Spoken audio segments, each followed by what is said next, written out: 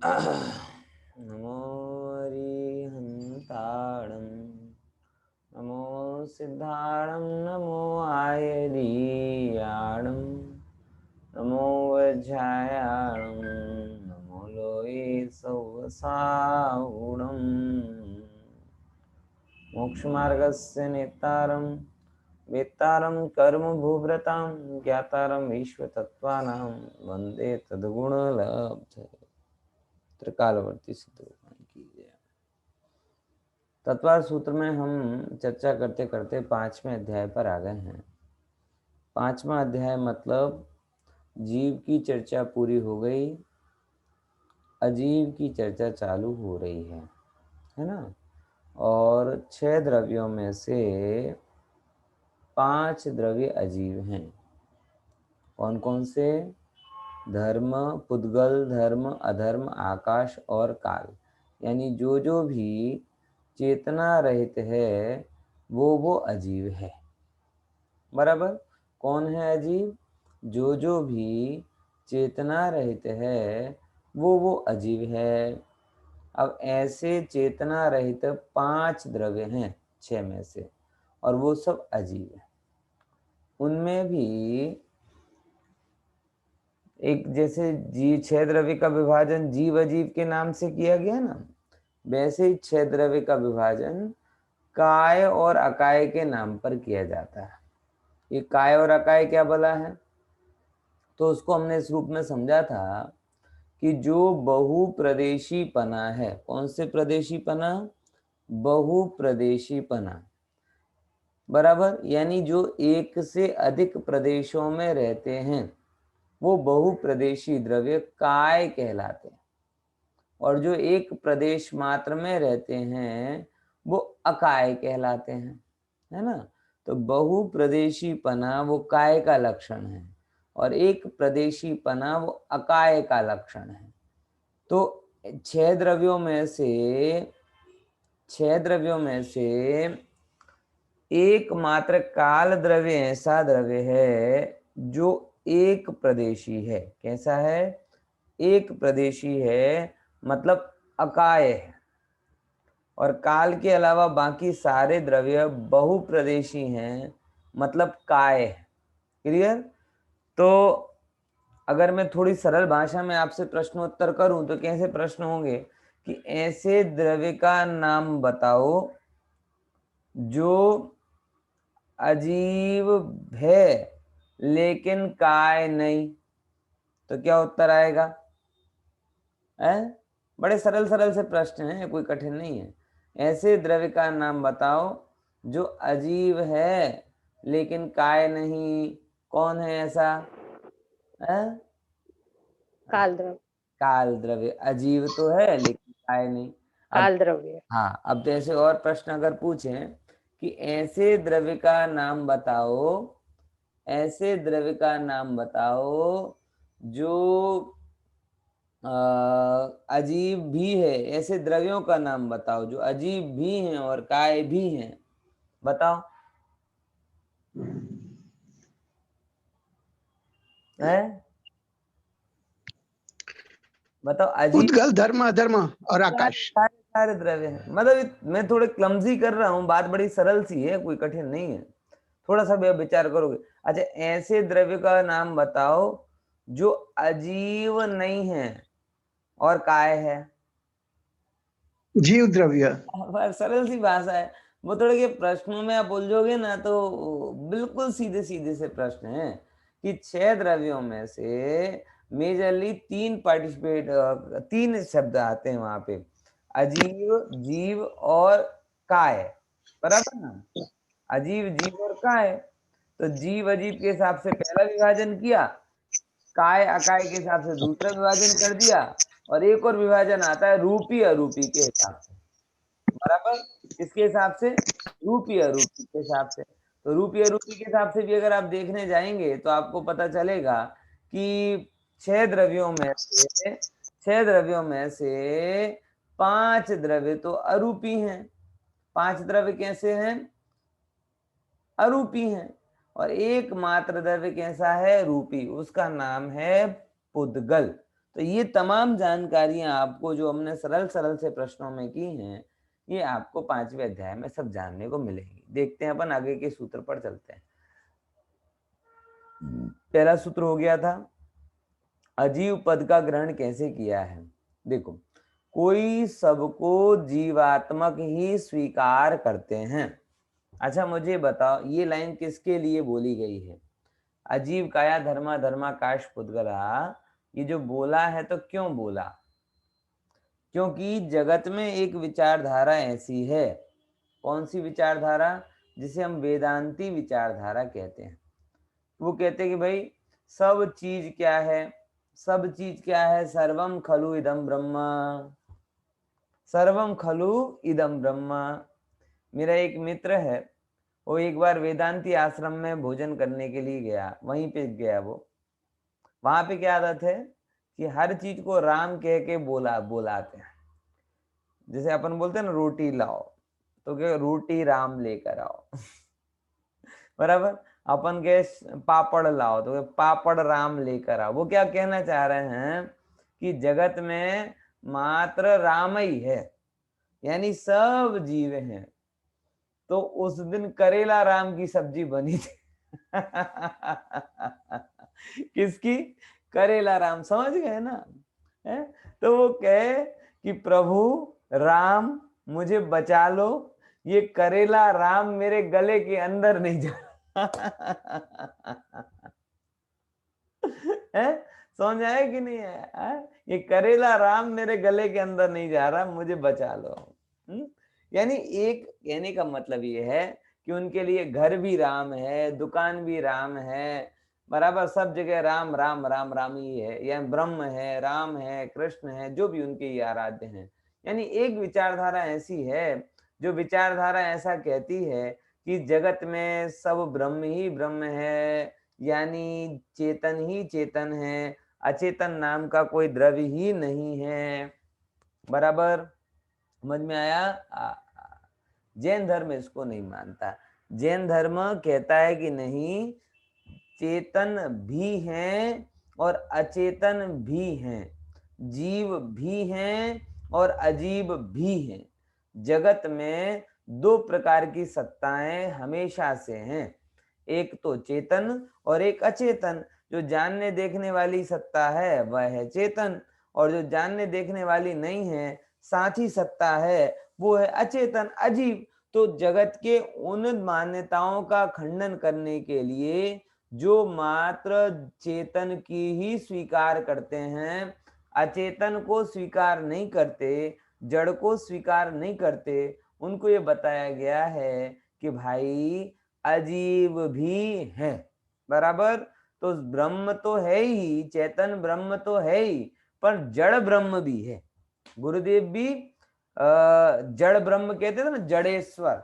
पुद्गल परमाणु को किस नाम से बोलते थे? वो जड़ेश्वर।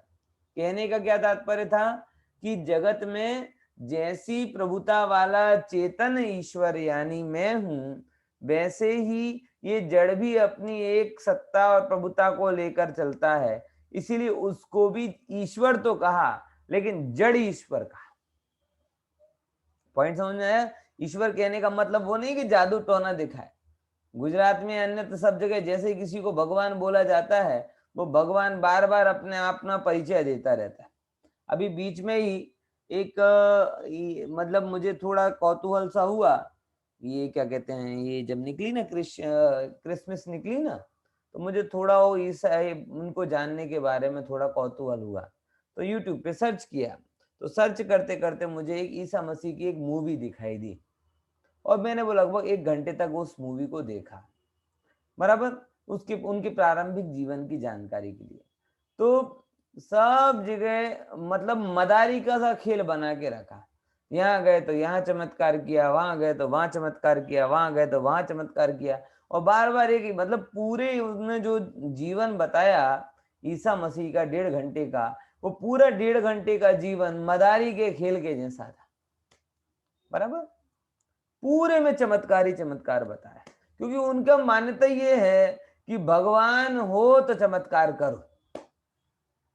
कॉन्सेप्ट क्या है? गुजराती में कहवाय छे ना, परचो आपो। खबर पड़ेगी ना, परचो आपो, परचो। जब परचो आपो मतलब क्या, जब भी कोई किसी के बारे में परचो शब्द आए तो क्या मतलब होता है कि अगर आप कुछ विशेष सिद्ध पुरुष हो तो कोई चमत्कार वमत्कार करके बताओ।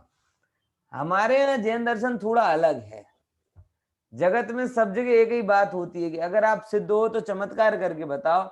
जैन दर्शन कहता है कि अगर तुम्हें चमत्कार करने का भाव है तो तुम सिद्ध नहीं हो, साधु भी नहीं हो। ये अद्भुत रीति है भाई साहब। सारा जगत मतलब हर जगह, मतलब हर चीज में चमत्कार चमत्कार चमत्कार करे तो माने, नहीं करे तो नहीं माने। इसीलिए तो साईं बाबा जो थे ना, सत्य साईं बाबा, ये एक औसत दर्जे के जादूगर थे, लेकिन लोगों ने उन्हें सिद्ध महात्मा बना दिया। कभी मुंह से पिंडी निकाल रहा है, उनके सारे जो भी कारनामे वो दिखाते तो उनकी पोल खोल देते सब लोग। लेकिन एक सामान्य से व्यक्ति को उन्होंने दो तीन चीजों के कारण असाधारण असाधारण असाधारण बना के रख दिया। ये जैन धर्म इस बात को सिरे से खारिज करता है। जैन धर्म वो कहता है कि यहाँ ईश्वर पना चमत्कार दिखाने के लिए नहीं है, यहाँ ईश्वर पना मदारी का खेल नहीं है, औसत दर्जे का थर्ड क्लास जादू का खेल नहीं है ईश्वर बनना, ये अनंत आनंद का उपभोग है। और अपने आप ही ईश्वर भी उसे ही माना जाता है कि जो आनंद का उपभोग करे, परिपूर्ण हो। और अपना पुद्गल भी अपने आप में परिपूर्ण है, अजीब होते हुए भी वो ईश्वर है। क्या बोला, क्या बोला? अभी अन्य को खबर नहीं आएगी, अन्य को पड़ जाए ना तो मारने आया कि तुम पत्थर के टुकड़े को भगवान कह रहे हो, है? अरे भाई, हम पत्थर का टुकड़ा भी कह रहे हैं और भगवान भी कह रहे हैं। जगत में तीन विचारधाराएं मिलती हैं। एक कहता है पत्थर का टुकड़ा ही भगवान है, उसमें भी भगवान है। एक कह रहा है कि भगवान अलग है और पत्थर का टुकड़ा अलग है। और एक जैन धर्म धारा है जो कहती है कि पत्थर का टुकड़ा पत्थर होते हुए भी ईश्वर है। क्योंकि हमारे यहाँ ईश्वर का मतलब क्या है? ईश्वर का मतलब पूर्ण होना। और एक कण को भी अपने यहाँ किसी की जरूरत नहीं है, इसीलिए कण कण पूर्ण है। और इसलिए कण कण पूर्ण है तो कण भी ईश्वर है, तुम भी ईश्वर हो, मैं भी ईश्वर हूं। और पूर्णता कोई उधार की पूर्णता नहीं है।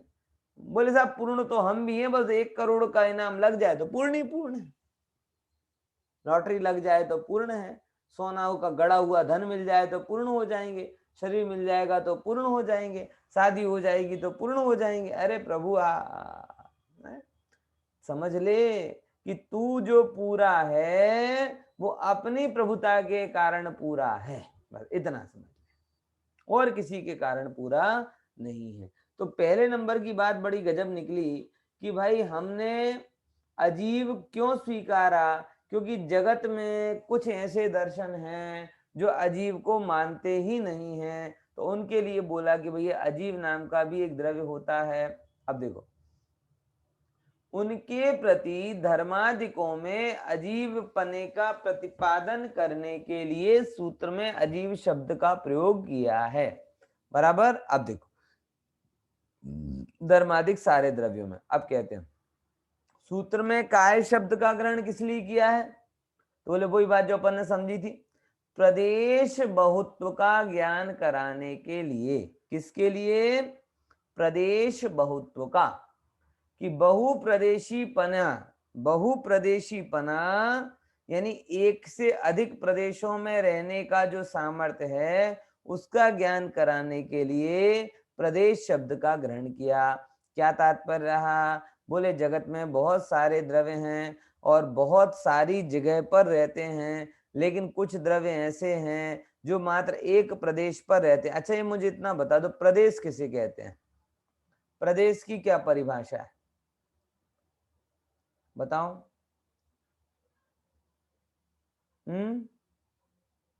ट्राई करो, ट्राई। प्रदेश किसे कहते हैं? प्रदेश एक सूक्ष्म परमाणु जेटली जग्या रोके। बहुत बढ़िया, फिक्स परिभाषा है कि एक दुनिया में सबसे छोटी चीज कौन सी होती है? पुद्गल परमाणु, है ना। अब वो पुद्गल परमाणु जितनी जगह को घेरता है वो जगह क्या कहलाती है? एक प्रदेश। तो यानी जितना छोटा वो एक पुद्गल परमाणु है, आकाश काल का प्रदेश परमाणु भी उतना ही छोटा, इसीलिए उसे कभी कभी कालाणु भी कहा जाता है। तो प्रदेश किसके बराबर है? एक पुद्गल परमाणु के बराबर अथवा एक कालाणु के बराबर। यानी सबसे छोटा, नापने की सबसे छोटी यूनिट जो होती है क्षेत्र की, उसे हम प्रदेश कहते हैं, बराबर। तो कालाणु वहां पर रहता है और बाकी सारे द्रव्य तो बहुप्रदेशी हैं, एक कालाणु एक प्रदेशी है, इसीलिए उसे अकाय कहते हैं, बराबर ना। देखो अब आगे की बात करते हैं। तो प्रदेश बहुत मतलब बहुत सारे प्रदेशों का ज्ञान कराने के लिए प्रदेश की परिभाषा आती है, एक पुद्गल परमाणु जितना क्षेत्र रोके वह क्षेत्र प्रदेश कहलाता है, बराबर। यह क्षेत्र यानी इकाई की, क्षेत्र की इकाई अर्थात यूनिट है, बराबर। ये मध्य प्रदेश, उत्तर प्रदेश, आंध्र प्रदेश के जैसा प्रदेश नहीं है, वो प्रदेश तो बहुत बड़े बड़े, ये प्रदेश बड़ा छोटा सा है। इतना बढ़ता है ना, इतना डॉट बताया ना, डॉट, इस डॉट में, इसी डॉट में असंख्यात प्रदेश है समझ आया? ये असंख्यात प्रदेश है इस डॉट में, जो ग्रीन कलर का दिखाई दे रहा है ना, इतने से डॉट में, इससे ही नापा जाता है। इसीलिए क्या है, क्षेत्र की यूनिट है। जैसे अपन होते हैं ना, कपड़े को अपन मीटर में नापते हैं, तो प्रश्न हो गए भाई मीटर कैसे बना? बोले 100 सेंटीमीटर का 1 मीटर होता है। तो फिर पूछा सेंटीमीटर कैसे बना? बोले 100 मिलीमीटर का 1 मिली सेंटीमीटर होता है। फिर वो कैसे बना? तो उसको कम करते जाओ, कम करते जाओ, सबसे छोटी जो यूनिट आएगी मापने की, वो कहलाती है प्रदेश। अब देखो, अस्थिकाय शब्द हम कई बार प्रयोग करते हैं। अस्थिकाय का मतलब क्या है बताइए जरा। बोलो, अस्थिकाय क्या कहलाता है? बोलो भगवान, अस्थिकाय की क्या परिभाषा है? इतना कठिन? बहुप्रदेशी। वो तो काय की है, बहुप्रदेशी। देखो समझना, मैं इसी बात पर जोर देना चाह रहा हूं, जरा समझिए। मेरा प्रश्न करने का हेतु ये था कि सामान्यतया हम अस्थिकाय का मतलब बहुप्रदेशी करते हैं, मगर ऐसा नहीं। द्रव्य संग्रह की गाथा है, संति जतोदे नेदे अत्थिति जिणवरा जम्हा काया इव बहुदेशा। मतलब अस्थिकाय में दो शब्द हैं, एक अस्थिपना और एक कायपना। क्या शब्द बोला? अस्थि मतलब उसकी सत्ता बताई जा रही, और काया मतलब उसका फैलाव बताया जा रहा है। तो वास्तव में देखा जाए तो पुद्गल जो कालाणु है, कालाणु, उसमें अस्थिपना तो है, कायपना नहीं है। इसीलिए खरेखर अगर कालाणु को बोलना है तो हम अस्थि और अकाय कहेंगे। क्या बोलेंगे? अस्थि और अकाय। अस्थिपना क्या है पने को बताता है। तो जीव है, पुद्गल है, धर्म है, अधर्म है, आकाश है, तो काल भी है ना। सद्रव्य लक्षण, काल कहीं चला जाएगा ऐसा तो है नहीं, तो काल भी है। कोई भी द्रव्य अस्थि रूप तो है, अनस्थि रूप तो कोई है नहीं ना।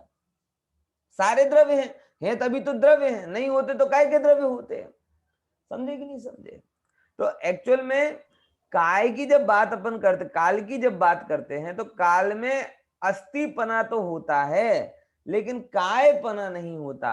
इसीलिए एक्चुअल में वो अकाय है, अस्थि तो उसके अंदर पड़ा हुआ है। लेकिन उस शब्द इतना प्रसिद्ध हो गया अस्थिकाय और अनस्थिकाय, तो काल द्रव्य को हम अनस्थि कर देते हैं। अनस्थि नहीं है वो, अस्थि तो है लेकिन अकाय है। बराबर समझ में आया?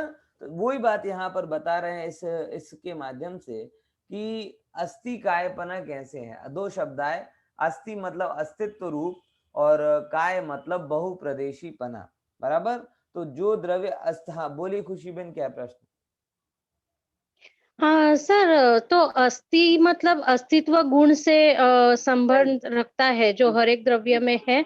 हाँ बिल्कुल, तो अनस्थि जैसा तो कुछ होगा ही नहीं ना, बिल्कुल सही, वही तो मैं क्योंकि बता हर रहा एक हूँ। द्रव्य का अस्तित्व तो होता ही है। इसीलिए तो मैंने बोला ये जो अस्थिकाय और अनस्थिकाय शब्द है ना, ये प्रसिद्ध हो गया है। क्या हो गया है? काल के लिए ये शब्द प्रसिद्ध हो गया है कि काल द्रव्य अनस्थिकाय है, जबकि काल द्रव्य अनस्थिकाय नहीं है, अस्थि अकाय है। क्या शब्द समझे? अस्थि अकाय। अस्थि अकाय। ये अस्थि अस्थि अकाय। अकाय मतलब क्या है कि बाकी सारे द्रव्य अस्थि और काय हैं, अस्थि। और ये काल द्रव्य कैसा है, अस्थि है लेकिन अकाय है। लेकिन वो अस्थि अकाय शब्द बोलने में थोड़ा अप्रसिद्ध रहा, और अनस्थिकाय शब्द क्या हो गया, प्रसिद्ध हो गया। पॉइंट समझ में आया कि नहीं आया? तो अस्थि काय शब्द में दो यहां से जुड़ा हुआ है। अस्थिपना अस्तित्व रूप सत्ता को बताता है, कायपना उसके बहुप्रदेशी पने को बताता है। तो काल में क्या क्या है और क्या नहीं है, बोले काल में अस्थिपना तो है लेकिन कायपना नहीं है। अब देखो जो अपना सूत्र था अजीव काया धर्मा धर्माकाश पुद्गला, बराबर ये दो शब्द का खुलासा हो गया ना। अब वहां पे कहते धर्म अधर्म आकाश काल का ग्रहण इसी क्रम में क्यों किया। आचार्यों को हर चीज बहुत लॉजिक से होती है, मन में आया तो लिख दिया, ऐसा नहीं होता। तो बताते हैं धर्म द्रव्य, तो बहुत सुंदर बात की कि लोक में धर्म शब्द प्रशंसनीय अर्थ में प्रशस्त विधान होने के कारण सर्वप्रथम ग्रहण किया गया है। देखो चर्चा में जब भी कभी अपन लेते हैं तो कैसे गिनाते हैं, जीव पुद्गल धर्म धर्म का आकाश काल ऐसे गिनाते हैं ना, लेकिन आचार्य ने अलग तरीके से गिनाए। धर्म धर्माकाश अजीव काया, धर्मा धर्माकाश पुद्गला, फिर आएंगे द्रव्याणी जीवाश, फिर लास्ट में लिखेंगे कालाश्च।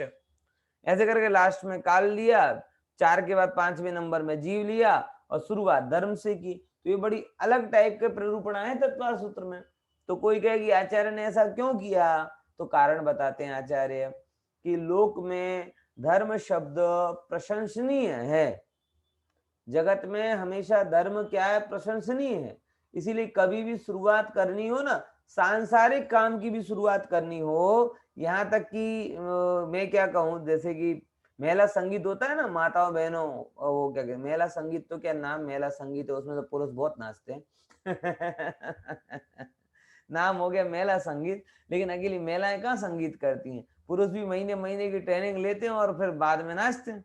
तो मेला संगीत जैसा भी काम हो तो भी मंगलाचरण तो मंगलम भगवान वीरो करवा देते, करवाते कि नहीं करवाते हैं? मेरे जैसे पंडितों को तो विशेष इसी कार्यक्रम के लिए आमंत्रित किया जाता है, भाई डांस वांस करो नहीं करो बात की बात है, मंगलाचरण जरूर कर दो समझ आया कि नहीं आया है? तो एक ये क्या है, जगत की रूढ़ी है। कोई भी कार्य होता है हम शुरू किससे करना चाहते हैं, अच्छा हो बुरा हो, फिर भले ही एक बार, मतलब अभी मिथ्या मान्यता अपन कहें उसको, कि एक बार अच्छा हो गया तो बस फिर चाहे तुम उस पे कोई भी गाना गाओ, अच्छा बुरा करो, भला बुरा डांस कैसा भी करो, सब चलेगा, लेकिन एक बार तो क्या कर दो तुम, भगवान का नाम ले दो, है ना। तो धर्म से शुरू करने की परंपरा है, मगर धर्म में खत्म करने की परंपरा नहीं समझ में आया है? जीवन की शुरुआत, कार्य की शुरुआत हम धर्म से करना चाहते हैं, शुरू करके हम धर्म को अलग कर देते हैं। जबकि होना ये चाहिए कि धर्म से शुरू हो, धर्म से बढ़े और धर्म से ही पूरा हो। बोलो होना चाहिए कि नहीं होना चाहिए? अगर वो इष्ट है तो हमेशा साथ में क्यों नहीं, और अगर वो इष्ट नहीं है तो फिर मात्र उद्घाटन में से क्यों बुला लेते हो? ख्याल में आया? तो वास्तव में सच्चे जीवन का तो अर्थ वही है कि जहां पे आपके पग पग पर धर्म की छाप दिखे। क्या बोल रहा हूं, ये मेरी बात को गहराई से समझना। सच्चा व्यक्ति या सच्चा जैन वह है जिसके कदम कदम पर उसे क्या दिखाई दे, धर्म की छाप दिखे। वो बोले तो लोगों को लगे नहीं जैन है ना इसलिए ऐसा बोल रहा है, वो खाए तो लोगों को ऐसा लगना नहीं वो जैन है ना इसीलिए खा रहा है, वो जैन है ना इसलिए धंधा ऐसा नहीं करेगा, वो जैन है ना इसलिए ऐसा व्यवहार नहीं करेगा, वो जैन है ना इसलिए मंदिर तो जाएगा ही जाएगा, वो जैन है ना, मतलब हर जगह जब आपकी जीवन की छाप धर्म से दिखाई दे तब आप समझना कि आपका जीवन धर्म में रचा पचा है। बाकी तो क्या होता है, में से बहुत सारे लोग दिखाई देते हैं जो ऐसा कहते हैं कि देखो भैया 24 घंटे तो धर्म नहीं कर सकते, लेकिन हम एक बार मंदिर जाते हैं उसके बाद 24 घंटे के लिए फ्री हो जाते हैं, फिर दूसरे दिन सुबह जाएंगे मंदिर का अभिषेक कर लेंगे, फिर पूरा फिर 22-23 घंटे अपने, तो ये कोई तरीका नहीं। ये कोई तरीका नहीं, आचार्यों ने ये पद्धति नहीं बताई। जो अगर हितकर है, मतलब कभी आपने ऐसा किया क्या कि भाई बोनी वाले से तो पैसा ले लिया अच्छा मानकर, फिर बाद में फिर पैसे ना लो, है? बोलो कोई व्यापारी ऐसा, बोनी तो अच्छी होनी चाहिए, बराबर है, बराबर। तो हम किसे अच्छी बोनी मानते हैं कि बोनी होकर ही रह जाए, वो दुकानदारी का दिन अच्छा कि बोनी में जो हुआ हो उसका 10 गुना बढ़े, और वो बढ़ते बढ़ते 50 गुना, दिन में भी बढ़ते रहे, रात को भी बढ़ता रहे और बढ़ता ही जाए, वो अच्छा। ये गजब है। धर्म की हम बोनी करके छोड़ देते हैं, और धन की हम क्या करते हैं, बोनी के बाद में बढ़ाने की इच्छा रखते हैं। तो भाई ये जैसे व्यापार में आप करते हो कि भाई जिसकी बोनी की, जिससे शुरू किया, और इच्छा यही रहती है कि जिससे शुरू किया वो दिन भर वही चले और रात तक वही चलता रहे, तो वे धर्म की बोनी करके उसे साइड में क्यों कर देते हो? बोलो, विचार रहे हो कि नहीं विचार है? धर्म की बोनी करके उसे साइड में नहीं करना चाहिए। जैसे धन की बोनी की तो फिर उसे दिन भर अपने साथ में रखा, ऐसे धर्म से दिन की शुरुआत की तो दिन भर धर्म को साथ में रखो। ये आदर्श जैनी का लक्षण है, अगर आप खरेखर धर्म की महिमा जानते हो तो। नहीं तो वो औपचारिक महिमा होती है कि सुबह तो भगवान याद आ गए, बाकी दिन भर याद ही नहीं आए। सुबह तो धर्म याद आ गया, बाकी तो दिन भर याद, मतलब आपने धर्म को समझे ही नहीं, आपने धर्म को धन से हीन माना, आपने धर्म को सेकेंडरी स्तर पर रखा, प्राइमरी स्तर पर नहीं रखा। समझ में आया कि नहीं है? इसीलिए देखो, हम तो लौकिक परंपरा को आचार्य ने बताया है कि जगत में भले ही 24 घंटे लोग धर्म को साथ में ना रखें, लेकिन शुरुआत वो धर्म से करना चाहते हैं। तो उसी लॉजिक से आचार्य ने यहाँ पर भी हमें यही कहा कि भैया हमारा तो पूरा काम ही धर्म का ही है, तो हम क्या करते हैं कि शुरुआत भी हम धर्म से करना चाहते हैं। इसीलिए उन्होंने सूत्र भी अजीब और काया, ये तो विशेषण रहे, पहले नंबर पे कौन सा नाम लिया? धर्म। मतलब जगत में जो प्रशंसनीय होता है, प्रशस्त अभिधान होता है, उसे ही सर्वप्रथम ग्रहण किया जाता है। तो हमने धर्म को भी इस रूप में पहले ग्रहण किया, बराबर। फिर कोई कहेगा धर्म को पहले ले लिया, फिर दूसरे नंबर पे अधर्म को क्यों लिया? तो बताते हैं उसका कारण। धर्म द्रव्य का प्रतिपक्षी होने से, किसके होने से? धर्म द्रव्य का प्रतिपक्षी होने से, लोक व्यवस्था होने से धर्म के बाद अधर्म का ग्रहण किया जाता है। जगत में ऐसी परंपरा है, ऐसी कि एक के बाद दूसरे को बताया जाता है उसकी सिमिलर को या उसके अपोजिट को, दिन रात, पुण्य पाप, है ना, स्त्री पुरुष। तो जैसे ही वो धर्म को बोला तो उसका पहलर प्रतिपक्षी काउंटर अधर्म अपने आप सामने आ जाता है, इसीलिए धर्म के बाद अधर्म को ग्रहण किया। अब देखो, दो का कारण हो गया, अजीव काया धर्मा धर्मा हो गया। अब क्या कहते हैं? आकाश। अब क्या कहते हैं? आकाश को क्यों लिया इसके बाद? धर्म अधर्म के द्वारा लोक का परिच्छेद होता है। परिच्छेद होता है मतलब क्या? कि धर्म अधर्म के माध्यम से ही आप लोक में अच्छे बुरे का व्यवहार करते हो। इसीलिए किसमें बोले? धर्म अधर्म के बाद में आकाश को ले लिया। अथवा धर्म अधर्म कहाँ पर है, कहाँ है? तो आकाश में है, तो इसके बताने के रूप में आकाश द्रव्य को ले लिया। अब तीसरे नंबर की और एक बात कहते हैं, दूसरा लॉजिक। एक तो इसकी परिचितपन एक कारण लिया, दूसरे नंबर पे बोला कि अमूर्त तत्व की समानता से। किसकी समानता से? कि धर्म भी अमूर्तिक है, अधर्म भी अमूर्तिक है। अब आकाश द्रव्य भी ऐसा है जो अमूर्तिक है, तो अमूर्तिक अमूर्तिक को एक जाति में रखो, बराबर ना। तो अमूर्त तत्व की समानता से उनके समीप, यानी धर्म धर्म के समीप आकाश का ग्रहण किया। अब देखो, फिर बोले आप, फिर सूत्र क्या है? अजीव काया, अजीव काया तो विशेषण हुए, धर्मा धर्माकाश, फिर आया पुद्गलाहा, पुद्गल। तो पुद्गल द्रव्य के बारे में क्या है कि आकाश में पुद्गल अवकाश पाते हैं। क्या करते हैं? पुद्गल आकाश में अवकाश पाते हैं, इसीलिए आकाश के पश्चात किसको ग्रहण किया? पुद्गल द्रव्य को ग्रहण किया। बात समझ में आई? देखो कि आकाश में पुद्गल अवकाश पाते हैं। कौन लगेगा, कहां पर लगेगा? बोले आकाश में, तो इसीलिए उसके पुद्गल को लिया, है ना। ये एक क्रम आया। अब ये सब है क्या भला? तो दूसरे नंबर का सूत्र जाता है। बोले ये जो चारों के चार हमने आपको गिनाए, ये द्रव्याणी, मतलब ये द्रव्य हैं। देखो अभी तक हम दुनिया को 7 तत्व की भाषा में समझ रहे थे, यहाँ पे अब द्रव्य गुण पर्याय की भाषा में बात चलेगी। अगर आप, ये बड़ी अच्छी एक विचारणीय बात आपसे कह रहा हूं कि 7 तत्व के हिसाब से जब विभाजन किया जाता है तत्वार्थ सूत्र का, तब तो हम अलग गणित पढ़ते ही हैं। पढ़ते कि नहीं पढ़ते? कि पहले से 4 में जीव का, फिर 5वें में अजीव का, फिर छठे 7वें में आश्रव का, 8वीं में बंध का, 9वें में संबंध निजरा का और 10वीं में मोक्ष का। Got it? 7 तत्व के हिसाब से 10 अध्यायों का विभाजन कर दिया। अगर कोई आपसे कहे कि द्रव्य गुण पर्याय के हिसाब से 10 अध्याय का विभाजन करो तो क्या उत्तर आएगा? द्रव्य गुण पर्याय के पॉइंट ऑफ व्यू से बोलो दीपेश भाई, क्या कह रहे हो? सब में आएगा। क्या सब में आएगा?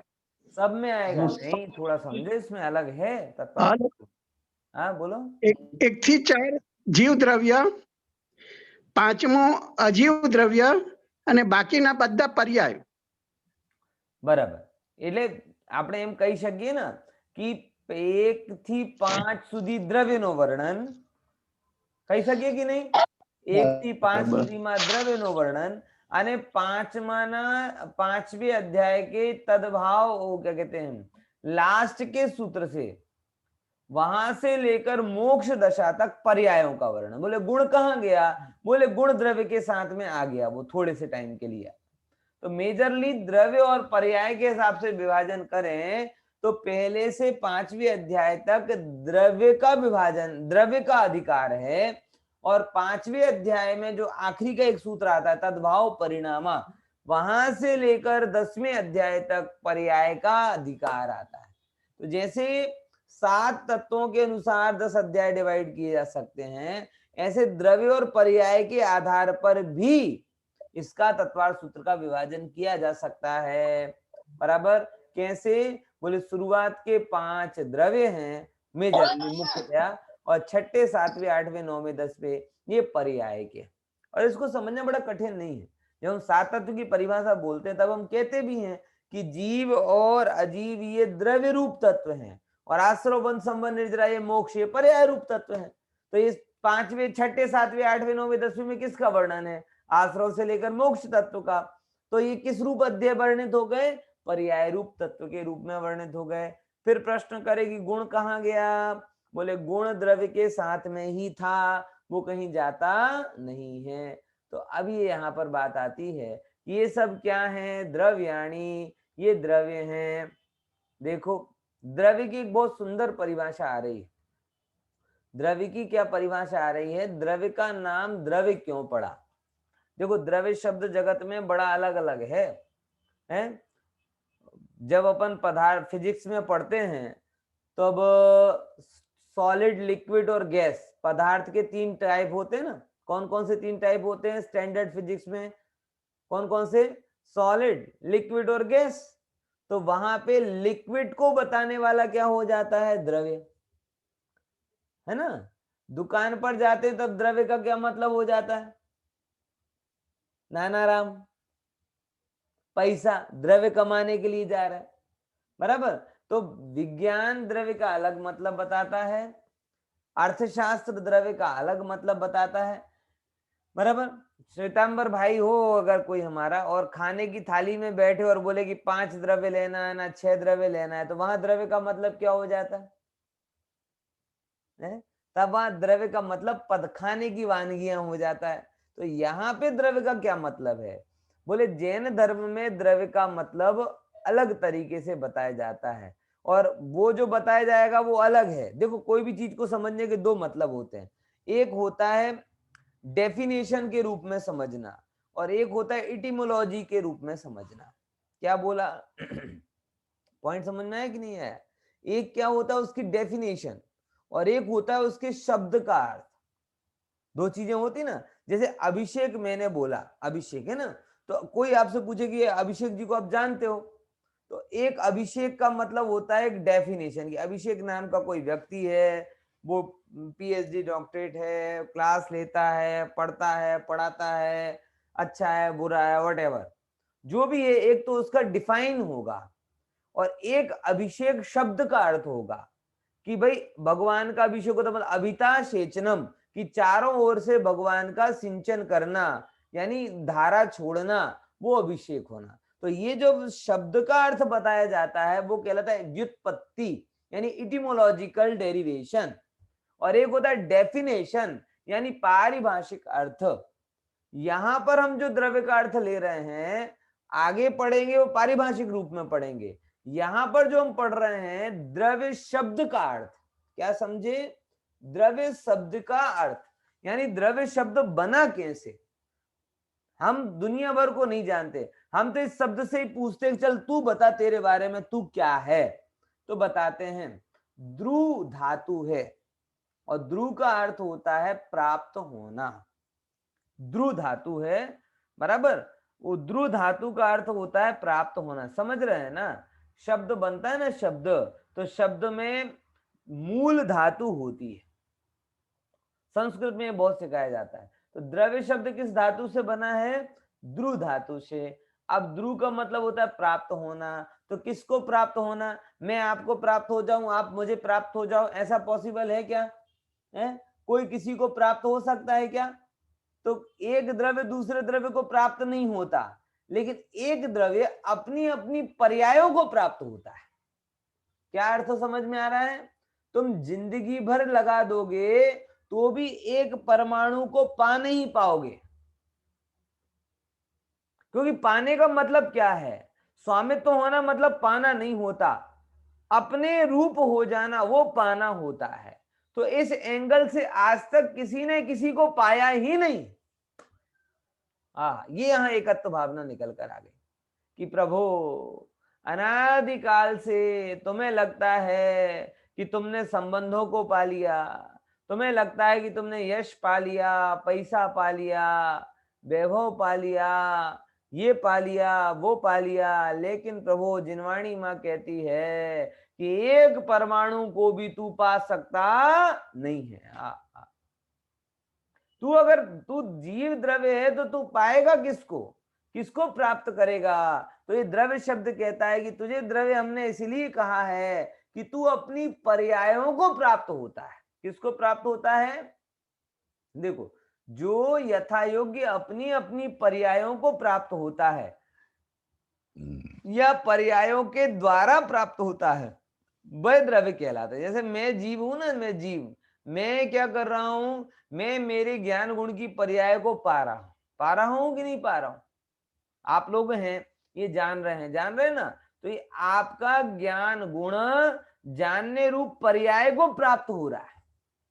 ये मोबाइल के द्वारा आप सब देख रहे हैं, तो आपने मोबाइल को प्राप्त किया कि मोबाइल के ज्ञान को प्राप्त किया? मुझे बताओ किसको प्राप्त किया है? मोबाइल को प्राप्त किया। मोबाइल तो आपके अंदर कभी आया नहीं, आ सकता नहीं, तो क्या आया कि मोबाइल में लैपटॉप में जो दिख रहा है वो आपके ज्ञान में झलका और आपने उस अपनी ज्ञान की पर्याय को प्राप्त किया। तो ज्ञान की पर्याय को प्राप्त किया इसीलिए तुम द्रव्य हो।